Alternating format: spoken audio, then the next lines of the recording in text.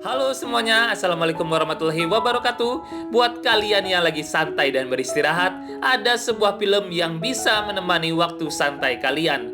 Film yang lumayan rumit untuk ditonton secara langsung. Tapi di video ini telah kubuat alur ceritanya, yang bisa membuat kalian lebih mudah untuk memahami sebuah film. Dan alur cerita kali ini tentang film yang berjudul Level 16 tahun 2018. Seperti apa filmnya? Dan langsung saja kita mulai dan simak baik-baik. Sebelum film dimulai, saya akan memberitahukan beberapa hal terlebih dahulu, supaya kalian bisa paham saat menontonnya.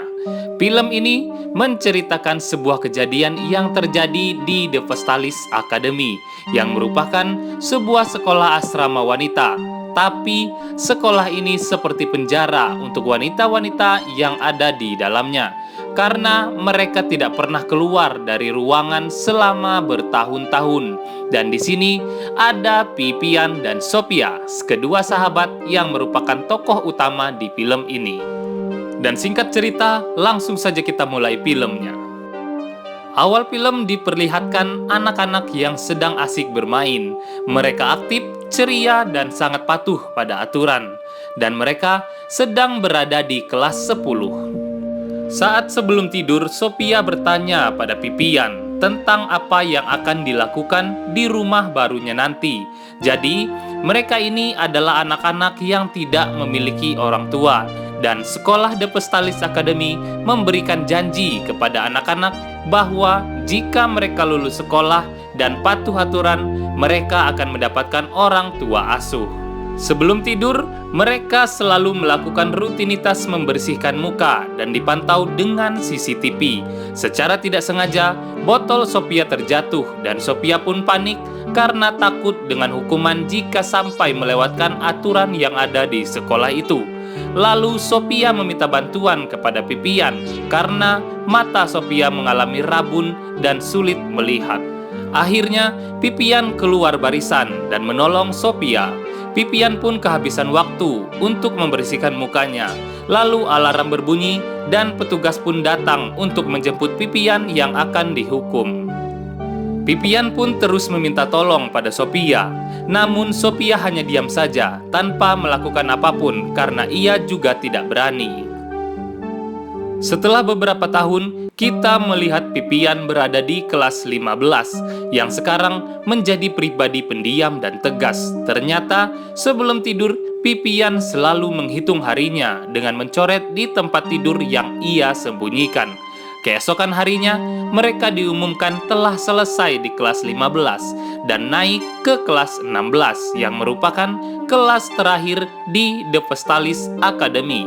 Lalu Pipian pun dipindahkan ke aula baru, yaitu aula 16. Di sini, akhirnya Pipian bertemu kembali dengan Sophia. Namun, Pipian sekarang telah menjadi orang yang sangat cuek. Rutinitas lainnya yaitu meminum vitamin sebelum makan siang. Dan di sini Pipian melihat Sophia yang berjalan-jalan tak seperti gadis lainnya. Saat ingin keluar dari toilet, Pipian dihampiri oleh Sophia. Sophia ingin memberitahukan sesuatu, namun Pipian mengancam jangan sampai Sophia memberitahukan kepada gadis-gadis lainnya bahwa ia pernah melanggar aturan. Keesokan harinya, Sophia berusaha lagi untuk memberitahukan kepada Pipian bahwa jangan minum vitamin di jam istirahat. Sophia menyarankan agar Pipian berpura-pura saja. Saat jam minum vitamin tiba, Pipian pun berpura-pura meminum vitamin tersebut dan membuangnya di toilet. Lalu waktu tidur pun tiba. Pipian terus memanggil temannya yang tidur di sebelahnya, namun tak ada jawaban.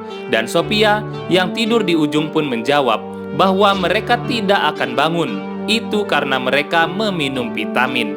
Lalu Sophia memberitahu Pipian, jika penjaga datang, tetaplah berpura-pura tidur. Para penjaga pun datang untuk membawa 2 orang anak, termaksud Pipian. Pipian dibawa ke sebuah ruangan dengan tetap berpura-pura tidur. Lalu Nona Brizil membawa masuk sepasang suami istri yang sudah tua. Mereka datang untuk melihat dan membeli gadis-gadis yang ada di The Vestalis Academy. Disitulah Pipian tahu bahwa mereka bukan untuk diasuh, melainkan untuk dijual. Setelah Pipian, kini berganti Sophia yang dibawa oleh petugas. Dan Pipian pun mencoba keluar untuk kabur, namun semua pintu telah terkunci. Keesokan harinya, Pipian mengajak Sophia untuk kabur, namun Sophia tidak berani karena ada mata-mata besar. Mata-mata besar yang dimaksud Sophia adalah CCTV. Pipian pun memberitahu Sophia bahwa ia pernah keluar dan berada tepat di depan mata besar dan tidak terjadi apa-apa.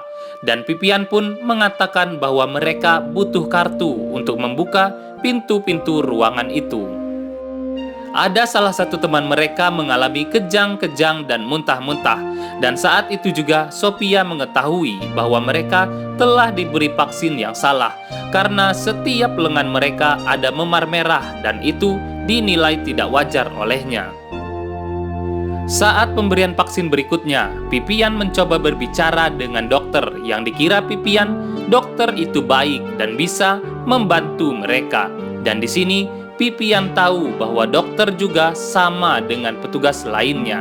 Karena saat berbicara tadi, dokter dapat mengetahui bahwa Pipian tidak minum vitamin dan Pipian dianggap mengetahui suatu rahasia. Lalu, sang dokter pun menyuntik Pipian dengan cairan yang berbeda dari biasanya.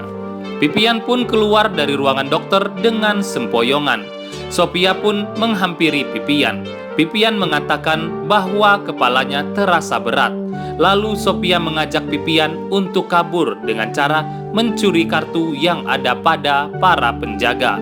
Karena dalam pengaruh obat, nada bicara Pipian tidak bisa dikontrol, sehingga salah satu teman mereka mendengarnya dan dianggap itu adalah perilaku kotor. Lalu teman mereka melaporkan mereka pada penjaga sampai akhirnya Nona Brizil menjemput Pipian dan mengurungnya di sebuah ruangan yang sangat kecil. Saat para gadis sedang tidur, seorang penjaga masuk secara diam-diam. Dia masuk dan akan memperkosa salah satu dari para gadis itu. Dengan sigap, Sophia mencekiknya dengan tali yang telah ia buat sendiri. Lalu terjadilah perkelahian sampai sang penjaga pingsan karena dipukul dengan setrika oleh Sophia. Dan segera Sophia mengambil kartu milik penjaga itu untuk mengeluarkan Pipian. Tapi belum sempat menyelamatkan Pipian, alarm berbunyi dan Sophia pun takut penjaga lainnya datang. Lalu ia pergi ke kamar meninggalkan Pipian. Dan Pipian teriak, "Jangan mengkhianatiku lagi, Sophia." Lalu Nona Brizil datang mengeluarkan Pipian dan mengumpulkan gadis-gadis lainnya. Karena penjaga mencari kartu yang dicuri oleh Sophia. Ternyata Sophia telah ditangkap, namun kartunya tidak ditemukan. Lalu seorang gadis yang bernama Rita dibawa oleh petugas.